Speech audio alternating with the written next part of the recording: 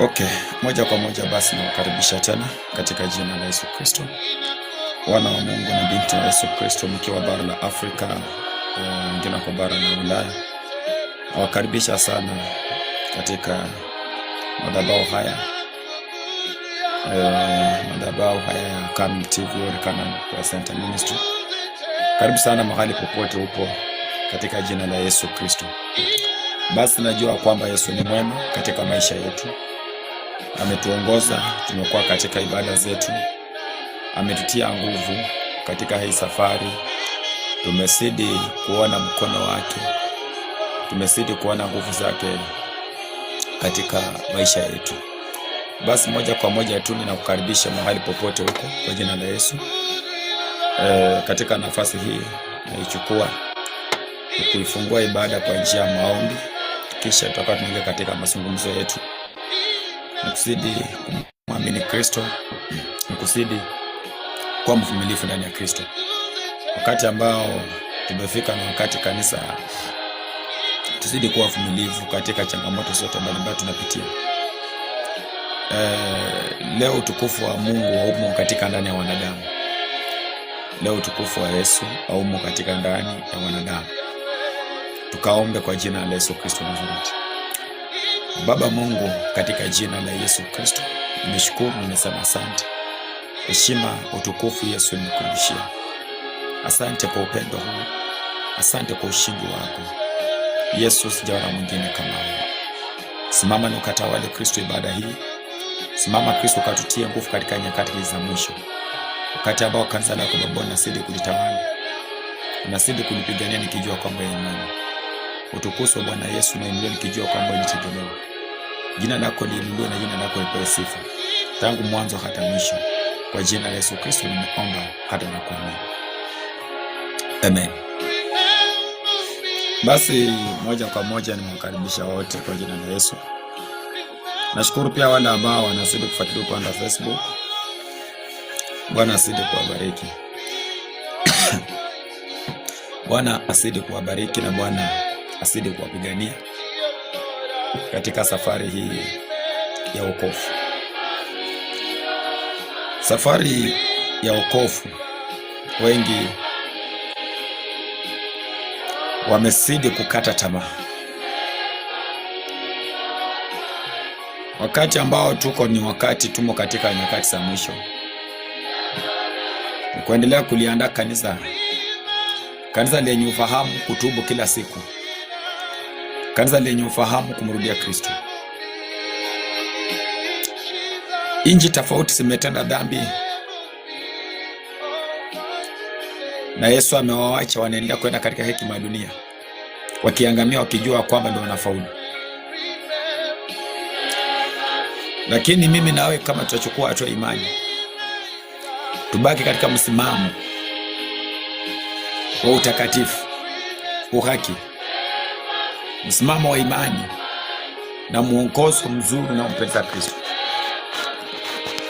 itakuwa vyema kama tutabaki katika msimamo. Wakati ambao wanadamu wanazidi kutezeka, wakati ambao wanadamu wanazidi kuhangaika kwa ajili ya kuhangaikia hii dunia, nao dunia hii haiwapatii jawabu, bali dunia inazidi kuwaumiza, lakini wawezi jua kwamba dunia hii inamaliza. Kwa hivyo safari ya maisha, najua kwamba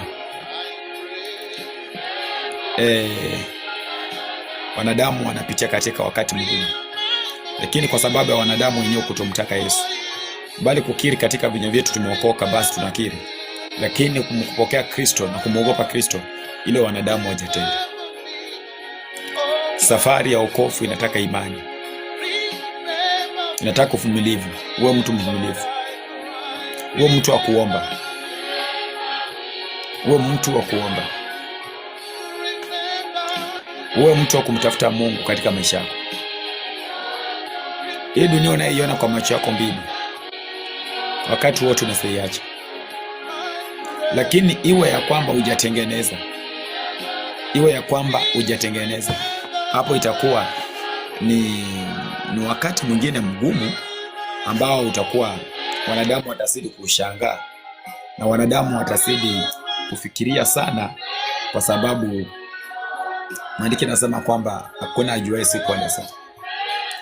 Sasa tunapata kuona kwamba kama kanisa linazidi kujitoa na kanisa linazidi kumwamini Mungu katika maisha, muda huu ambao tunaishi, ambao ni majira ya mwisho, kwa ajili ya kuzidi kuliandaa kanisa kabisa, ili kanisa lisidi kusimama katika utukufu wake Yesu Kristo, azua katika majira haya ya siku za mwisho. Tumefika wakati ambao wanadamu wengi tumewacha utukufu wa Kristo. Sasa tunatembea katika utukufu wa ulimwengu, na siku zote utukufu wa ulimwengu hauna msaada wowote katika juu ya kanisa la Kristo Yesu. Yesu Kristo anatuponya, Yesu Kristo anatusamehe, Yesu anatubariki, Yesu anafanya kila kitu juu ya maisha ya mwanadamu. Maana mwanadamu anapomkubali Kristo katika roho yake, mwanadamu anapomkubali Kristo katika moyo wake na abaki katika msimamo wa imani, abaki katika mafundisho, katika hiki kitabu, kusoma na kupata kuelewa, basi mwanadamu huyu atakuwa ameokoa roho yake. Lakini tunapozidi kuangalia tunaona kwamba ndio wengi tunasema kwamba tumeokoka, lakini tunapata kuona kwamba Kristo amewacha wanadamu katika mahangaiko mengi ambayo wanadamu wanapitia. Kuna unabii mwingi sana nimeutoa katika haya madhabahu. Kuna unabii mwingi nimeelekeza kanisa, kuna unabii mwingi nimeelekeza wanadamu. Na wakati nilipoonya nchi ya Tanzania, ilikuwa ni mwezi wa 4. Mwezi wa 4 nilipoonya nchi ya Tanzania, nikawa nasema kwamba kila mmoja kama wewe ni Mtanzania, tubu na ubaki utakatifu, maana Kristo anashuka kulinyakua kanisa. Na tunapoangalia katika nchi ile, nchi ya Tanzania, kaeni katika maombi, ujui nini kitakukuta siku ile. Lakini ni vyema wakati ambao kinapokupata upate kuingia katika uzima wa Baba wetu Yesu Kristo. Ni vyema sana, kwa sababu duniani sisi hatutaishi milele. Duniani sisi sio kwetu. Duniani si mahali pa watakatifu. Licha watakatifu mtapitia katika mambo mengi, mtateswa, hata mambo mengine itakuwa magumu sana kuyapata, ili shetani anazidi kufunga ili mwanadamu awachilie msimamo, arudi nyuma. Lakini baki katika msimamo ule unaompendeza Kristo Yesu.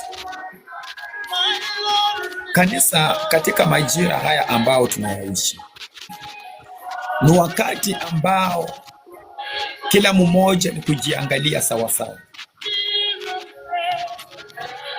kwa sababu maisha ya dunia hii, hata tukisema kwamba tuanze kuyatafuta maisha ya dunia haya, kila mmoja kuna vile Mungu alipangia kila mmoja maisha ya dunia hii. Lakini sasa roho zetu basi tumpe Yesu Kristo. Roho zetu sasa tumwamini Kristo katika maisha yetu. Unaweza kupitia mateso, vita, magonjwa, kukataliwa, lakini sasa hiyo isikuwe chanzo ya kuweka labda udhaifu katika mwili kwa sababu ya ile mambo ambayo inakukuta, bali ni kuweka bidii na msimamo katika roho yako, ukijua kwamba duniani sio kwetu, watakatifu duniani sio kwao. Wanazidi kujiandaa kwa ajili ya kuja kwa Yesu Kristo. Wakati vita vimechacha katika ulimwengu, ukienda kila inchi mambo sio mazuri, ukienda kila mahali mambo sio mazuri. Lakini kama sisi tutakuwa ndani mwake Yesu Kristo, basi tujue ya kwamba wakati ambao ulimwengu utakuwa unaangamia, basi kanisa litaokolewa, halitaangamia kwa jina la Yesu Kristo. Tazama tarehe 24 mwezi huu wa 10, nini kimeipata nchi ya France? Na tunapata kwamba wanadamu wanazidi kuipuuza injili ya toba na utakatifu. Wanadamu wanazidi kuipuuza injili ya utakatifu, injili ya kukaa katika utakatifu. Yesu anaweza akafanya kila kitu unachotaka. Yesu anaweza akafanya kila kitu unachoomba. Yesu anaweza akafanya kila kitu unachomlilia, lakini tukubali sasa tukae katika utakatifu. Tukubali sasa tumtafute Mungu katika utakatifu. Tukubali sasa tumlilie Kristo katika utakatifu. Tukubali sasa tumtafute Mungu katika utakatifu. Katika utakatifu, hiyo ndio njia ambayo Kristo Yesu anahitaji. Hiyo ndio njia ambayo Kristo anataka kuona kila mmoja kama amesimama katika hiyo njia. Kila mmoja akiendelea kutubu, kila mmoja akiendelea kulia, kila mmoja akiendelea kuhuzunika mbele zake Yesu Kristo wa Nazareti. Kanisa ambalo liko na ufahamu kuhusu ufalme wa milele. Kanisa ambalo liko na ufahamu kuhusu kuja kwake Yesu. Kanisa ambalo liko na ufahamu katika changamoto nyingi mnazipitia, katika vita vingi mnavipitia, katika mateso mengi mnapitia, lakini tujue ya kwamba Kristo yuko tayari kwa ajili ya kupigania walio wake. Yesu yuko tayari kupigania walio wake.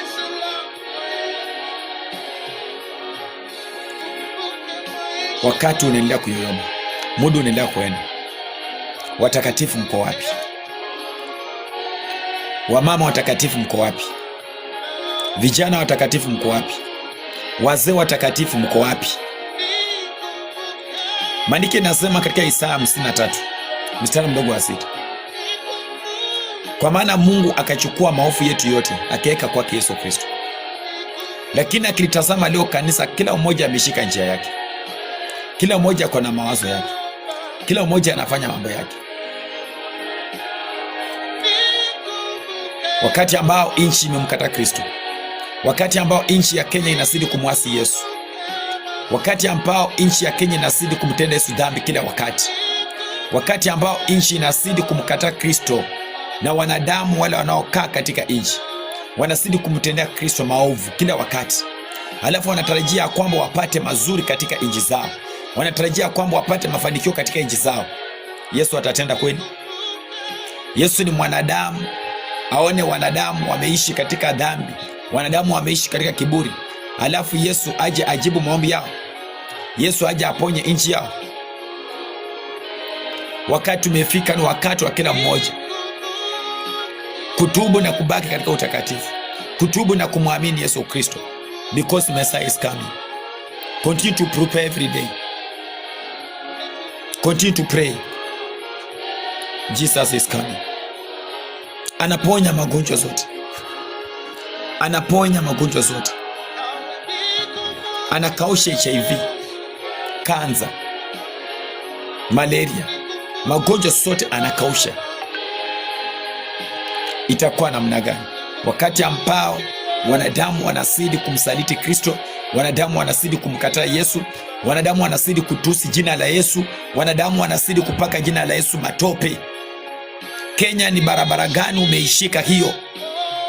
Kenya hata uwezo ukaruhusu madhabahu ya Yesu Kristo. Wananchi wa Kenya mnapaka madhabahu ya Yesu Kristo matope, paka hata mliogopi jina lake Yesu Kristo, mnalidharau na kulichukia, mnaongea vibaya kuhusu jina lake Yesu Kristo. Ile siku basi inakuja, mjiandae. Chochote mtu amepanda, basi kuwa tayari kukivuna. Usidanganywe na mtu yote ati baada ya kufa hakuna uzima wa milele. Wenye dhambi maisha yao wanaifanya hapa duniani, yao inaishia hapa duniani.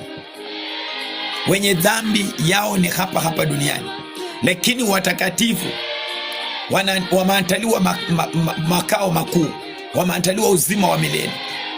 Watakatifu wameandaliwa maisha baada haya wapate kuingia katika uzima wa milele. Watakatifu ambao wamejitenga katika dhambi, watakatifu ambao wamemwogopa Mungu wa Israeli, watakatifu ambao wanatafakari jina la Yesu Kristo, ambao wanalia katika roho zao, wakitubu, wakiona watu wengine wakifanya maovu wanawalilia, wanahurumika katika ndani ya roho zao. Watakatifu wamezidi kujiandaa. Kwa hivyo tujue ya kwamba dunia hii ni dunia watenda dhambi ambao wanafanya dhambi zao na hakuna maisha mengine tena baada haya kutoka. Na tunaona kuna mtu mmoja katika madhabahu ya Illuminati ambaye anaambia watu ati mtu akikufa hakuna maisha mengine. Watenda dhambi mkifa hakuna maisha mengine, wote mtaisha jehanamu. Lakini watakatifu wa Yesu, wateule waliojitoa, wakapitia kwa mateso, wakapaka, walitetea jina la Kristo, baada ya kutoka duniani, basi tunaingia katika uzima wa milele. Like John chapter number 14 verse number 1, msifadhaike mioyoni mwenyu, ninaenda kuandalia makao. Shetani naye anakuja, anaanza kuongea kwamba atakuna life nyingine baada ya kumaliza maisha duniani. Shetani anasema atakuna life nyingine, anadanganya watu. Mnatusi jina la Yesu, mnazungumza kwa Yesu vibaya. Yesu anawatazama kwa jina la Yesu Kristo. Yesu anawatazama enyi mnaozungumza vibaya kwa jina la Kristo Yesu. Kwa hivyo wakati ambao tumefika ni wakati ambao wanadamu wanazidi kumwasi Kristo, wanadamu wanazidi kutembea kwenye dhambi, wanadamu wanazidi kulitusi jina la Kristo, wanadamu hawamuogope hata kidogo Kristo Yesu. Yesu atasaga hii inchi penye imefika. Hiyo barabara yenye inchi hii imeshika, hii barabara yenye East Africa imeshika. Kiburi kimetawala watawala wa dunia hii kwa sababu wako na uwezo na mamlaka. Maandiki nasema ya kwamba Yesu alipoambia ule tajiri, kuna kitu kimoja kimebaki, fanya ili upate kuingia uzima wa milele. Akamwambia kwamba viuze vyote uko navyo ukawagawie maskini, kisha uanze kunifuata. Maandiki nasema yule tajiri akakunjamana uso wake. Yesu akasema, ni kwa shida gani wenye mali wakaona ufalme wa mbinguni? Ni vyepesi sana ngamia kupenya katika tundu la shindano kuliko tajiri kuingia katika uzima wa milele.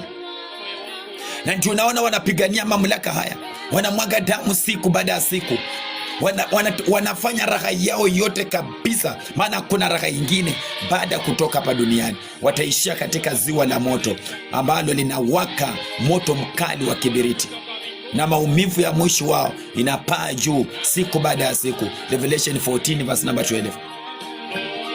Sasa kanisa lizidi kujiandaa, kanisa lizidi kujiandaa. Wakati wote parapanda inapiga, na wakati huo utakaposikia parapanda ikipiga, nitakuja kuicheza siku moja katika ya madhabahu, nitakuja kuipiga siku moja. Wakati utakapoisikia parapanda ikipiga, basi maandiki nasema kwamba kufunga na kufungua basi hautakuwa katika ulimwengu huu.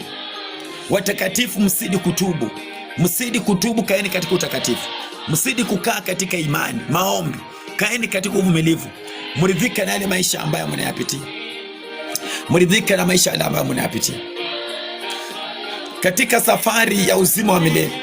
Watu wengi wanazidi kumwasi Kristo Yesu, watu wengi wanazidi kurudi nyuma, watu wengi hawataki kuambia ukweli, watu wengi hawataki kutubu, watu wengi hawataki kunyenyekea. Watu wameishika dunia na wameipenda dunia, wanaenda mbele na dunia na wataki kutubu na kurudia Yesu Kristo. Je, ni wapi ambaye nchi ya Kenya inaenda? Ni wapi ambaye East Africa inaenda? Ni wapi ambaye wanadamu mnaenda? Kwa nini mwesi mkatii sauti ya Bwana na mkatubu na mkanyenyekee, mkilia mbele za Bwana, mkimwambia Kristo, nisamee kwa ile yote ambayo nimeyafanya au nchi yangu imefanya. Yesu, nimefika mahali ninatubu. Nani ako tayari kutubu kwa ajili ya maisha yake? Nani ako tayari kutubu kwa ajili ya uzao wake? Nani ako tayari kutubu kwa ajili ya nchi hii, nchi ambayo iwezi karudi nyuma hata kidogo, nchi ambayo viongozi wawezi karudi nyuma hata kidogo, dini iwezi karudi nyuma hata kidogo, wawezi wakatubu. Wanazidi kuenda kutenda maovu, wanazidi kung'ang'ania mamlaka, watawala wakiua watu, wakimwaga damu katika nchi zao,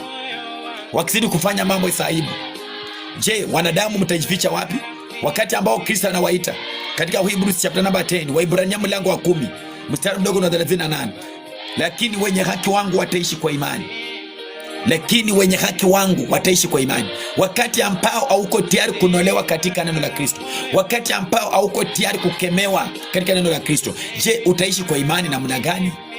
Lakini wakati ambao wanaanza kusitasita, roho wangu ana furaha ndani mwao. Je, vichwa vyenyu vitabeba maagizo za wanadamu, au mtakubali kuibeba hii injili ya toba, mkijua kwamba duniani sio kwetu? Ukijua kwamba unaishi duniani lakini unazidi kujiprepare, na kila mmoja ako na matumaini kwamba anaenda mbinguni. Hata waongo wako na matumaini wanaenda mbinguni, hata washarati wako na matumaini wanaenda mbinguni, walevi, wachawi, wote wako na matumaini wanaenda mbinguni. Lakini matendo, sasa tunaporudi katika matendo yetu imepotoka. tunafanya Kristo analia machozi kila wakati kwa ajili ya kanisa. Kanisa lisilotaka kubadilika, kanisa lisilotaka kuonywa, kanisa lisilotaka kurekebishwa, kanisa ambao limekaa na kiburi, kanisa ambao limekaa na mambo ya maajabu, kanisa ambao limekaa katika udhaifu, kanisa limekaa katika dhambi, vituko, vitu visiyofaa, maongezi isiyofaa, kanisa ambao linasema kwamba linaenda mbinguni. Itakuwa nini kwa jina la Yesu Kristo? Wakati kama huu, kila mmoja zidi kujiandaa kwa ajili ya kukuja kwa Yesu Kristo. Kila mmoja zidi kujiandaa kwa ajili ya kukuja kwa Yesu Kristo. Jehanamu inawaka moto na Kristo anahubiri kwa ajili ya viumbe vilio vyake, vile vinavyoketi chini na kusikiza maonyo ya Kristo, wale wanaoketi chini na kutubu na kulia mbele za Bwana, wale wanaoketi chini na kunyenyekea mbele za Jehova, wanalia kila wakati, wanatubu, wanamwogopa Kristo, wanaogopa neno la kweli ya Kristo Yesu. Lakini siku ya leo, wanadamu, ni nini chenye kimeingia katika wanadamu wa leo? Nini kimeingia kwa wanadamu wa leo? Nini kimeingia kwa wanadamu wa leo? Nini kimeingia katika nchi ya Kenya? Nini kimeingia kwa wanadamu wa leo? Kanisa la leo, utukufu wa Yesu uko wapi? Leo wanawake wanaenda makanisani uchi. Wanawake wanaenda makanisani uchi. Leo wanaume wanatoboa hata masikio. Wanaume wanatoboa masikio. Leo mnautafuta udunia sana. Mnasema kwamba mmeokoka, lakini mnataka mfanane na dunia. Leo watu hawana aibu, mnatusi jina la Yesu Kristo wa Nazareth. Paka mnalitusi jina la Yesu Kristo, hamna uoga hata kidogo. Shetani hauna aibu hakika. Ulikuja kuiba na kuua. Shetani alikuja kudanganya. Shetani alikuja kupotoshe. Shetani alikuja kuue, uende uchomeke jehanamu. Enyi wenye mwili, utaendelea kunitusi jina la Yesu uangamize roho yako, au utabadilika, utubu, uokoe roho yako, asema Bwana wa majeshi. Wakati mnakosa kumheshimu Kristo katika roho zenu, wakati mnaongea matope juu ya jina la Kristo Yesu, sasa Yesu anawatazama na anahesabu masiku, kwa sababu kanisa siku ya leo limekosa kumtii Kristo Yesu. Kanisa la siku ya leo limeishi katika dhambi, kufaa hatujui kufaa, kuongea watu hawajui kuongea. Leo kanisa la siku ya leo, watu wanaenda kanisani my dress my choice. Kanisa la siku ya leo, utakatifu ulienda wapi? Kanisa la siku ya leo, kwa nini kanisa leo linafanana na ulimwengu? Kanisa linafanana na ulimwengu. Dhambi imeitawala kanisa. Nguvu za uponyaji, nguvu za miujiza azimo ndani ya makanisa leo. Wachungaji wameenda wametafuta nguvu za giza. Baada ya kuzitafuta, wenye mwili nao wakajua kwamba ule ameitwa na Mungu. Lakini je, siku ya leo utakubali Kristo aseme na roho yako? Siku ya leo utakubali kubadilika? Unapoona kwamba wewe bado ni mrembo, jua kwamba miaka zinaposonga unazidi kusoeka, unazidi kuzeeka, unazidi kuzeeka. Unapoona kwamba bado wewe ni kijana, vile miaka zinakwenda, jua kwamba miaka zako zinazidi kupungua. Jua kwamba masiku zako zinazidi kuhesabika. Umekataa kutubu, unazidi kutafuta pesa katika hii dunia. Na ndio unaona kwamba maandiko yanasema kuna siku zinakuja, kutakuwa na nyakati za hatari. Sio hatari ya watu kuanguka kwa mashimo. Ni hatari ya watu kulichukia jina la Yesu, hata wengine kulitusi jina la Yesu, na wakapende pesa, kutafuta pesa, kukimbilia pesa katika maisha yao. Ole wao, siku zenyu zinahesabika. Muda unaendelea kuisha. Kanisa, endeleeni kutubu. Kanisa, endeleeni kujiandaa. Kanisa, endeleeni kukaa kwa utakatifu. Kanisa, endeleeni kumrudia Kristo. Kanisa, endeleeni kumwogopa Yesu. Kanisa, endeleeni kumlilia Mesia. Muda na siku na yoyoma. Ukiwa Tanzania, endelea kumtafuta Kristo Yesu. Ukiwa Uganda, endelea kumtafuta Kristo Yesu. Ukiwa kule Kongo, ukiwa kule Zambia, ukiwa kule Cameroon, ukiwa kule Japan, endelea kumtafuta Mungu. Tafuta Kristo katika maisha yako. Usiseme ya kwamba hakuna bingu. Bingu ipo. Huyo shetani mwenye anakudanganya ati hakuna bingu, huyo ndio shetani mwenye anataka muende naye jehanamu. Wewe mwenye unalitusi jina la Kristo, wewe mwenye una aibu kwa jina la Kristo Yesu, shetani, kweli wewe hauna aibu yoyote, hauna uoga wowote. Shetani amewakamata vijana, shetani amewakamata wazee, shetani amewakamata, anawapeleka katika ziwa. Watu wanasema ni kuendelea, wanaendelea. Hakuna mahali wanaendelea kiendelea, wanaendelea kupoteza roho zao. Wanaendelea kupoteza roho zao. Yuda akamsaliti Yesu tu Yuda akamsaliti Kristo. Sasa mwanadamu, wakati Kristo anaposhuka kwa ajili ya kanisa lake, je, umejiandaa namna gani? Umejiandaa namna gani? Vile miaka zinaenda, miaka zako zinazidi kupungua, miaka zinapungua, masiku zinapungua. Ghafla binivu parapanda inalia, hauko duniani. Na ndio ulikuwa duniani kutengeneza mwili wenye unaenda kaburini. Unachubua mwili wenye unaenda kaburini. Hauna nafasi ya kutubu, hauna nafasi ya kukaa kwa njia za Bwana, hauna nafasi ya kumwogopa Kristo. Umedharau wachungaji, kuongea kwa wachungaji matope. Umebaki ya kwamba wewe ni mtu wa maajabu, wewe ni mtu wa maajabu, wewe ni mtu wa maajabu. Umebaki masaa 24 yote ni kutengeneza huu mwili, kuchibua huu mwili. Wewe ulikuwa mweusi, umenunua mafuta umepaka, umebaki kuwa mweupe, kung'ang'ania huu